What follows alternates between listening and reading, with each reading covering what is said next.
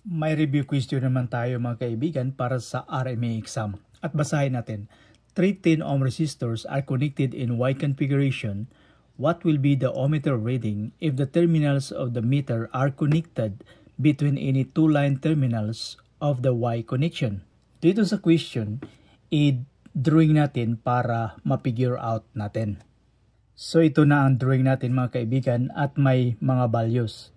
Sa problem, tinatanong ang resistance kung kunan natin ng reading alinman sa dalawang linya.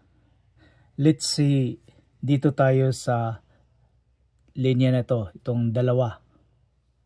So bali, dito tayo magsusukat ng resistance. Dito natin ilagay yung ohmmeter natin.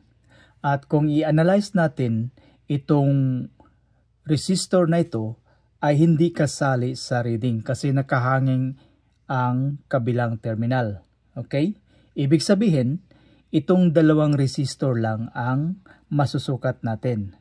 Since itong dalawang resistor ay nakaseries, i-add lang natin itong dalawang resistor. Hindi ito kasali.